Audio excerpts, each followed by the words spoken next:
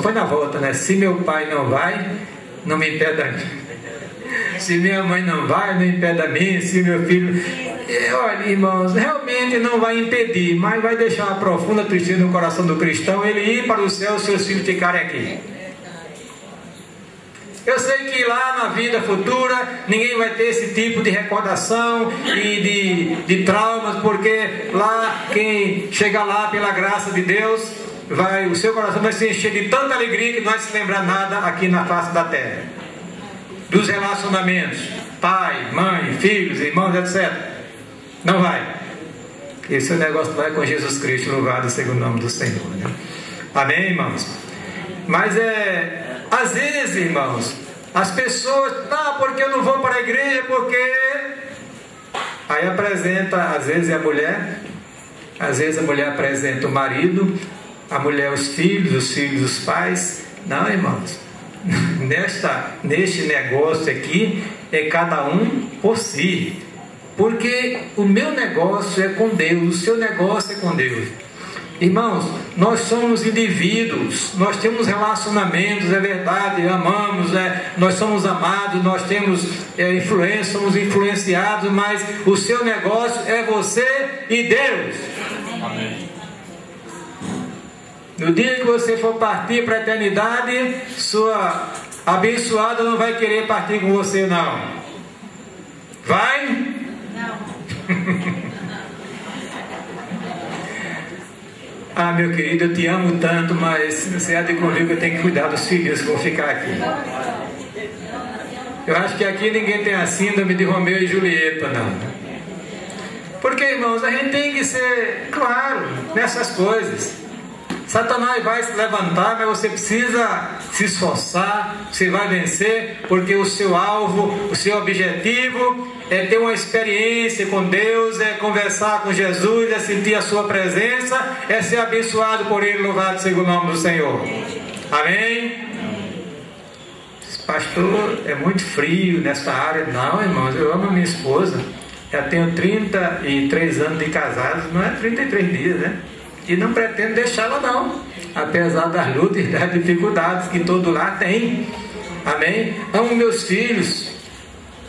As minhas noras, chegaram 2 agora, meu futuro genro que está por aí já. Todos nós amamos, irmão, mas a gente precisa entender, irmão, nós temos uma relação direta com Deus. E nessa relação ninguém deve interferir. É você e Deus. O diabo vai se levantar, e você vai vencer no poder do sangue de Jesus. A mulher vai vencer, os filhos vão vencer, e você vai lutar por ele em oração, louvado seja o nome do Senhor. Amém, irmão? Vamos um pouquinho mais adiante. Irmãos, o que nesse texto aqui assim me chamou muita atenção também, esta maneira graciosa de Deus nos tratar. Porque o texto diz, meus amados, que Jesus não ficou indiferente a Zaqueu. Se fosse um ídolo qualquer hoje no mundo, né, da mídia, desses políticos, e olhar aquilo com indiferença, é mais um entre milhares de pessoas que estão ao meu redor. Mas, irmão, Deus não vê as coisas assim. Deus ele está preocupado com o indivíduo, somente com o indivíduo. Jesus não se preocupa com as massas, não, meus queridos. O negócio do Senhor, ele trata com as pessoas individualmente. Louvado seja o nome do Senhor. Nós não sabemos quantos estavam ao redor de Jesus. Talvez tivesse 5.000 pessoas. Mas aquele homem, naquela árvore, era aquele homem, o indivíduo que queria conversar com Jesus, que queria sentir a sua presença, que queria a sua bênção, louvado seja o nome do Senhor. E aquilo para Deus, aquele para Deus era importante. Jesus olha para ele. O texto diz que Jesus olha e vê Zaqueu. Deus está te vendo, meu querido. Deus está olhando para você como se só existisse você aqui na face da terra. Que você possa nessa noite sentir o olhar do Senhor dirigido para você. O Senhor todo mundo parou, e o Senhor dirige-se a um pobre, miserável pecador, marginalizado pelos judeus, Zaqueu. Olha, irmãos, o nome sendo mencionado por Deus. Olha, irmãos, como Deus nos conhece, como Ele tem prazer no indivíduo, como Ele quer se relacionar com o indivíduo, como Ele quer abençoar você. Amém. Amém. Zaqueu desce depressa. Além do Senhor o ver, o Senhor fala com ele. A palavra de Deus diz que o olhar de Jesus é um olhar penetrante, como chamas de fogo. Louvado seja o nome do Senhor. Penetra lá no íntimo, no âmago, o talvero da alma, como disse Geraldo Batista, quando ministrava aqui nessa igreja. Deus olha para você, Ele lhe conhece, irmão. Compreenda isso nesta noite. Você precisa considerar esta grande verdade da palavra do Senhor. Jesus viu Zaqueu, não somente o viu, mas dirigiu-lhe a palavra. Isso, na minha avaliação, é a grande deferência de Deus para com o pobre, miserável, pecador. Deus tem falado com você. Louvado seja o nome do Senhor. A voz de Deus é poderosa, a voz de Deus é cheia de majestade, diz o Salmo 29. Quando Deus fala, a gente ouve. Louvado seja Deus. Lembro-me agora quando o Senhor teve interesse na vida de um jovem, ainda adolescente. O Senhor vai ao seu quarto e à noite ele chama Samuel, Samuel. Ele não está aqui não, o bacharel de teologia que está ali. Samuel, Samuel. E o jovem ouviu, mas não entendeu que era Deus que estava falando ao seu coração. Ele levanta-se e corre para o sacerdote ali, pai de criação. Me chamou? Não. Ele vai, se deita, e o Senhor novamente, graciosamente, dirige a palavra nesses termos: Samuel, Samuel. Ele não entendia que era Deus que estava falando no seu coração. Meu querido, você está entendendo? Você está ouvindo a voz de Deus? Você está percebendo que Deus está falando ao seu coração, na sua vida? Ou você acha que Deus está mudo para você? Pela palavra de Deus, Deus não emudeceu em relação a você. Bendito seja o nome do Senhor por isso. Amém. Porque ai do homem a quem Deus não quer falar com ele. Tem. Na Bíblia, Herodes, o rei de Israel, Herodes Antipas, Herodes, curioso, viu Jesus dizer que ele curava, que ele levantava limpava o leproso, levantava os mortos, etc. E ele chama Jesus num momento de dificuldade na vida dele, aquele momento que ele foi aprisionado. Ele esperava que Jesus fizesse algum milagre para satisfazer a sua curiosidade intelectual. Jesus entrou calado e saiu calado diante dele. Deus emudeceu. Desgraça total, tragédia na vida de um homem.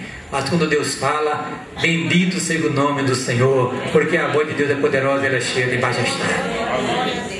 Irmãos, procure ouvir a voz de Deus. Não pense que Deus só fala de forma audível, como falou a Zaqueu, a Samuel, a Isaías, a Paulo e assim por diante. Pode até falar. É multiforme a maneira de Deus tratar conosco.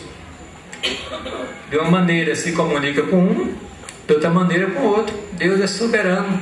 Ele fala como quer. Amém? Ele pode até usar uma jumenta para refrear a insensatez de um homem de Deus. Deus põe a palavra na boca de um animal para falar ao profeta Balaão. Irmãos, Elias estava numa caverna e pensava que a voz de Deus era ouvida com tempestade, com terremoto, com um vento forte, etc, etc. Que muita gente está pensando que Deus só opera quando os alicerces do santuário estremecem, quando vê fogo descendo, corisco, brasas, etc, etc. A palavra de Deus diz que passa aquela tempestade levando tudo, aquele vento forte, etc, etc. E Deus não estava falando. Mas naquela brisa mansa e suave, Elias pôde ouvir a voz de Deus. Louvado seja o nome do Senhor. Como Deus está falando com você, meu querido? Você está ouvindo a voz de Deus? Sexta-feira, Samuel, que Deus falava e ele não entendia que era Samuel que estava falando. Mas acontece quando Deus está falando, ministrando, abençoando a nossa vida e a gente não percebe que Deus está falando conosco.